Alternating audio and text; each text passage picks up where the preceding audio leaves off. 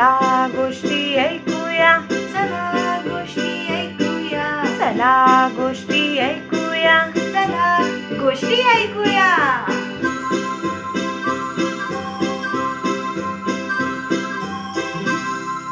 ऐकूया ना. गोष्टीचं नाव आहे भाग्यदेवता. गोष्ट लिहिली आहे वसंत कराडकर आणि सादर करीत आहे दीपा फाटक. खूप खूप वर्षांपूर्वींची गोष्ट आहे. चीनमधील एका गावात वांग नावाचा एक गरीब शेतकरी राहत असे. त्याला आपलं असं कोणीही नव्हतं, ना आई वडील ना भाऊ बहीण. तो अगदी एकटा होता. त्याच्याजवळ वारसा हक्काने चालत आलेली फक्त 1.5 एकर जमीन होती. तो आपल्या शेतात काम करायचा आणि काही ना काही पीक काढायचा. आपला उदरनिर्वाह करून जे काही शिल्लक राही ते तो काळजीपूर्वक जतन करत असे. वांगच्या शेताला लागून एक छोटी जमीन होती. बरेच दिवस ती पडीक राहिली होती. ही जमीन खरेदी करून तीही लागवडीस आणावी असा विचार वांगच्या मनात आला. ही जमीन गावातल्या एका व्यापाऱ्याची होती. एके दिवशी वांग त्या व्यापाऱ्याकडे गेला आणि पडीक जमीन खरेदी करण्याचा आपला विचार त्याने व्यापाऱ्याला सांगितला. त्याची ही इच्छा कळल्यावर व्यापाऱ्याने जमिनीचा भाव चांगलाच वाढवून सांगितला. वांगजवळ तर इतकी रक्कम नव्हती.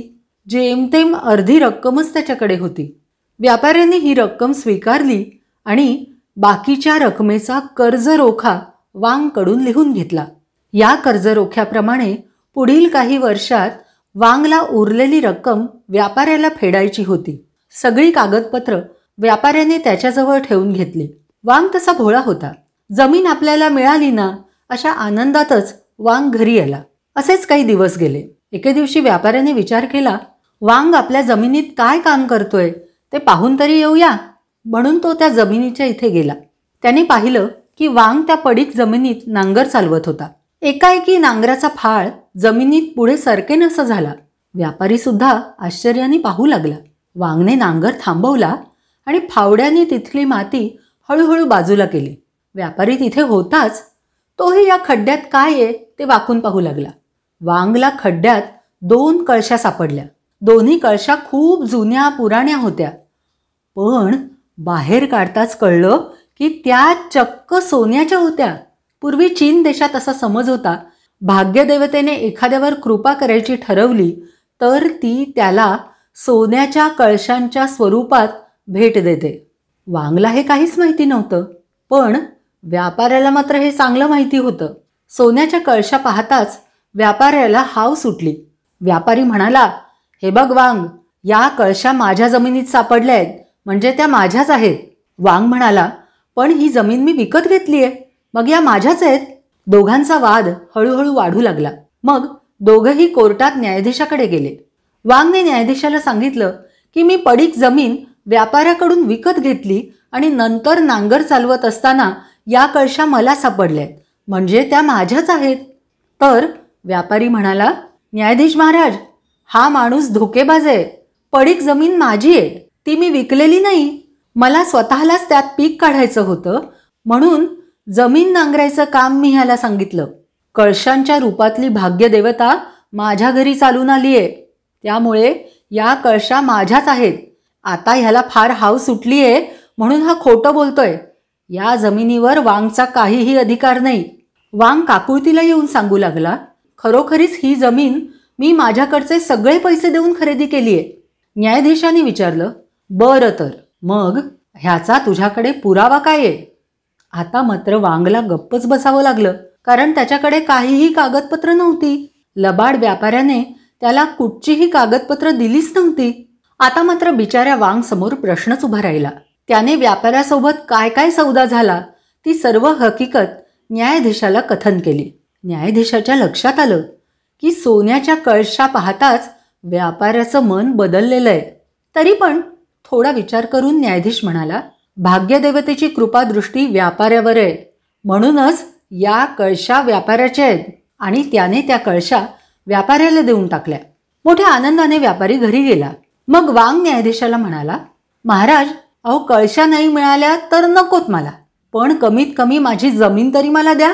अनेक वर्ष पैसा जमवून मी ही जमीन खरेदी केली आहे. न्यायाधीशाने वांगची समजूत घातली. काळजी करू नकोस, सगळं काही तुझ्या मनासारखं होईल. वांग बिचारा हिरमुसला आणि घरी परत आला. दुसऱ्या दिवशी सकाळी न्यायाधीश काही शिपायांसह व्यापाऱ्याच्या घरी गेला आणि त्याने त्याला कैद केलं. गावात ही वार्ता हा हा म्हणता पसरली. कित्येक लोक व्यापाऱ्याच्या घरापुढे जमा झाले. त्या सर्व लोकांना उद्देशून न्यायाधीश म्हणाला, लोकहो, नीट ऐका. काल या व्यापाऱ्याने मला खोटं सांगितलं की त्याला त्याच्या शेतात या सोन्याच्या कळशा मिळाल्या. या कळशा आपल्या राजाच्या खजिन्यातून चोरलेल्या आहेत. मला नुकतीच ही बातमी कळली म्हणून मी व्यापाऱ्याला कैद केलंय. आता त्याला चांगली जबर शिक्षा होणार यात शंकाच नाही. असं म्हणत न्यायाधीशाने व्यापाऱ्याकडे पाहिलं. हे सगळं ऐकून व्यापाऱ्याची पाचावर धारण बसली. भीतीने थर थर कापत तो म्हणाला, न्यायाधीश महाराज, काल मी खोटं बोललो. मी अपराध केलेला नाही. खरोखरच मला कळशांबद्दल काहीच माहिती नाही.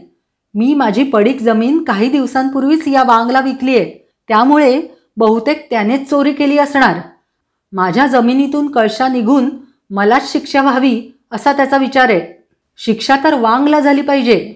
न्यायाधीशाने विचारलं, तू जमीन वांगला विकलीस याचा काय पुरावा आहे तुझ्याकडे?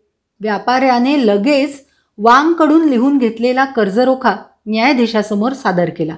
याच क्षणाची वाट पाहणाऱ्या न्यायाधीशाने तो कर्जरोखा वांगच्या हाती दिला आणि कळशाही मागवून वांगला देत म्हणाला, लोकहो, हा व्यापारी धोकेबाज आहे. वांगच्या जमिनीत मिळालेल्या सोन्याच्या कळशा गिळंकृत करण्याचा याचा विचार होता. काल याच्या सांगण्यावर विश्वास ठेवायचं मी नुसतंच नाटक केलं. या कळशा राजाच्या नाहीत. वांगच्या जमिनीत या सापडल्या म्हणून त्याच्याच आहेत. खरोखरच वांगवर भाग्यदेवतेची कृपा आहे.